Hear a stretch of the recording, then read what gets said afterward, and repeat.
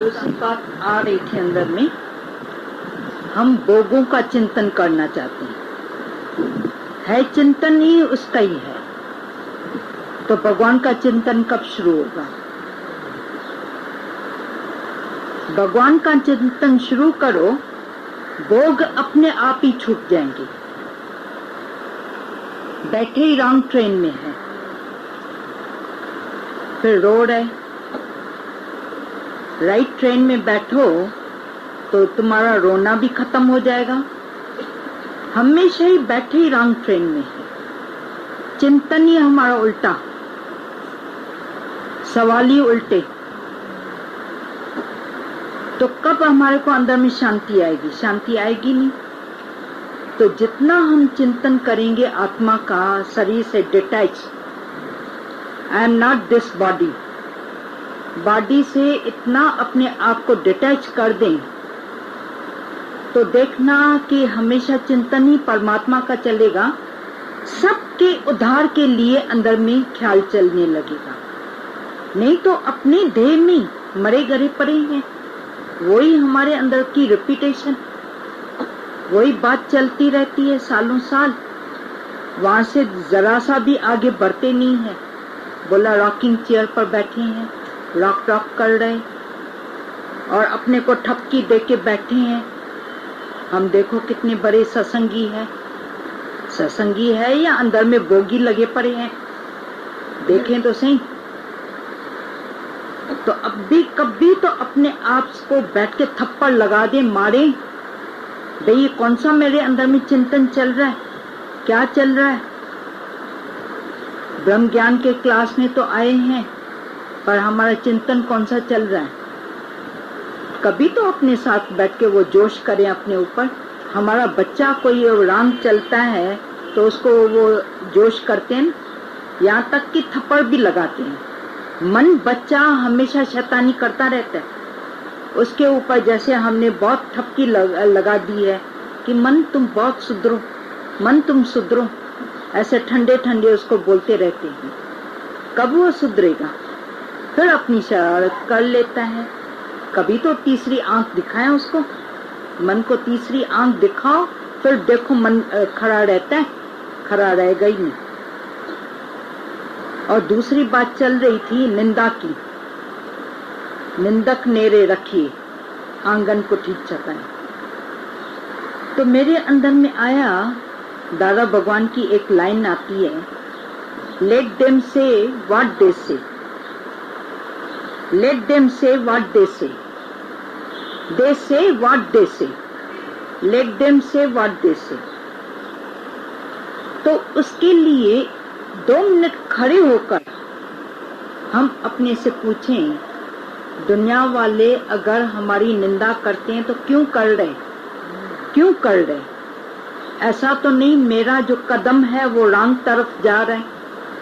नाम तो मैंने सत्संगी रखवाया है और मेरे जो कदम चल रहे रॉन्ग तरफ, रॉन्ग रास्ते में जा रहा है, तभी मेरी लोग निंदा कर रहे हैं। उस समय बैठ के खड़े होकर अपने आप से जरूर पूछना, फिर अपने कदम को ठीक करना, फिर देखना तुम्हारी निंदा होवे। निंदा हो ही नहीं सकती है। पहले निंदा करेंगे, यो यो यो देखो सत्संग में जा रही है, जा रहे हैं सत्संग में, पहले वो निंदा करेंगे इस बात से। पर जैसे जैसे तुम्हारी रहनी ठीक देखते जाते हैं, इसको न निंदा है, न उस्तति है, न मान है, न अपमान है, न मिलना है, न बिछड़ना है, वो हमेशा समानता में रहते हैं, समभाव में रहते हैं, सेवा में है तत्पर। फिर देखना कदम से कदम मिला के हमारे साथ वो आगे बढ़ने की कोशिश करेंगे, हमारे साथ आगे बढ़ने की कोशिश करेंगे। ये ना शुद्धनी बात है। हम अगर सत्संग में राइट हम तरह से आ रहे, बिल्कुल राइट तरह से, वो एक खाली सम करते हैं, मना हिसाब किताब करते हैं, फिर उल्टे होकर कहाँ पर अगर थोड़ी मिस्टेक हो जाती है, आंसर राइट नहीं आता है, 0 पर नहीं आता है, फिर उल्टे होकर जाते हैं ना, कहाँ पर मेरी मिस्टेक है। मिस्टेक कहाँ पर है, मिस्टेक का मालूम पड़ जाता है तो मिस्टेक को सुधार लिया और 0 आ गया, कभी अंदर में खुशी होती है कि अरे जो सम मैंने किया बिल्कुल राइट किया। वहां पर ही बोला कि दुनिया की एक खाली सम में ही हमारे को मालूम पड़ जाता है, तो क्या सत्संग में आने के बाद हमारी इतनी बुद्धि तो बेकार नहीं है जो हमें मालूम पड़े कि हमारी निंदा क्यों हो रही है। या तो हमारे कान बहरे हैं, जो हमारी निंदा कोई कर रहा है हम सुना अनसुना कर दें, और हमारे कदम राम चल रहे। एक लड़की लेडी आती थी सत्संग में, एक दिन कोई पूछने आया कि फलानी आई है। हम लोगों ने बोला कि नहीं। बोला वो घर में तो बोल के गई थी मैं सत्संग में जा रही हूँ, सत्संग में जा रही हूँ। और मालूम पड़ा कि वो जाकर किट्टी पे बैठी थी या पिक्चर में चली गई थी। एक दिन किट्टी में गई, एक दिन पिक्चर में गई।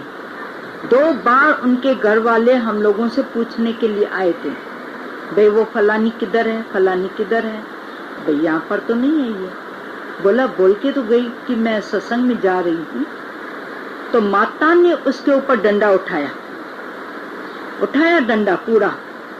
अरे तुम नाम करके आती है सत्संग के लिए और बैठी है कहाँ पर, किट्टी में, पिक्चर में, उधर उधर फलाने के साथ रुलने गई है, टीरे के साथ घूमने गई है, शॉपिंग में गई है।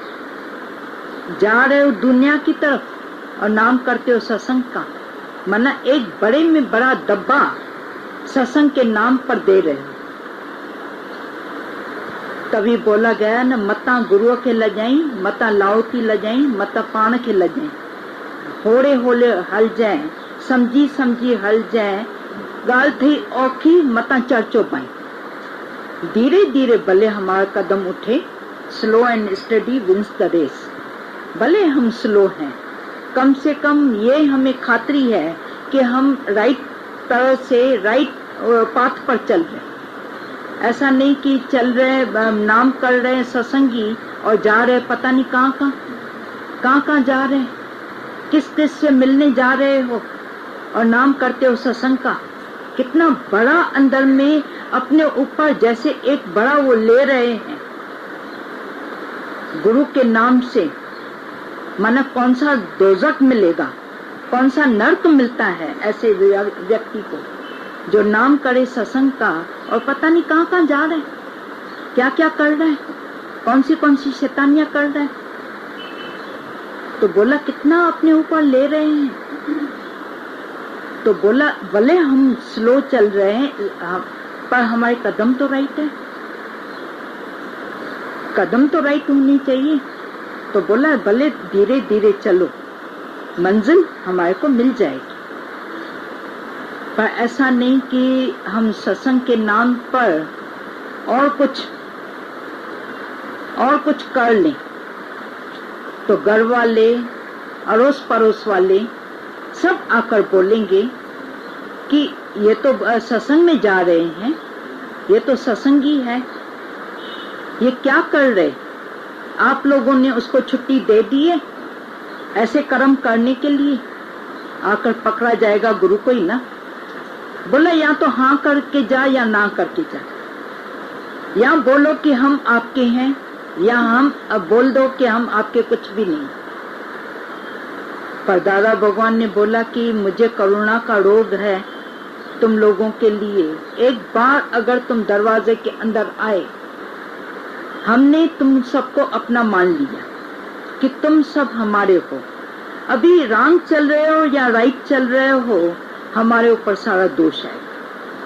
इस दोष से छुटाने के लिए तुम अगर राइट चलते हो, गुरु का नाम रोशन करोगे। अगर रॉन्ग चल रहे हो, गुरु का नाम बदनाम करके आप। तुम्हारे ऊपर डिपेंड करता है कि क्या करना चाहते हो। गुरु का नाम रोशन करना चाहते हो या बोला पायलट के ऊपर कितना बड़ा है। पायलट जहाज में, प्लेन में इतने सब जो व्यक्ति बैठते हैं, पायलट पर इतना विश्वास है ना, इतना विश्वास है कि वो मंजिल तक पहुंचाएगा। अगर उसी प्लेन में कोई रॉन्ग व्यक्ति बैठता है वो हाईजैक कर लेता है प्लेन को। पायलट को भी ऐसे वो करके पिस्टल दिखा के प्लेन को ही हाईजैक कर लेता है। उसमें बेचारे पायलट का तो कोई दोष है ही नहीं।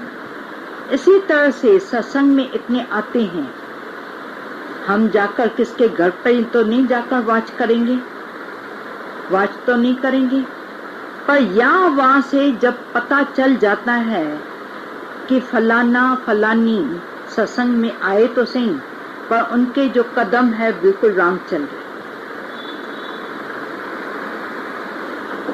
तो अंदर में सॉरी फील होता है। वे ऐसा व्यक्ति सत्संग में न आए तो वह ज्यादा बेटर।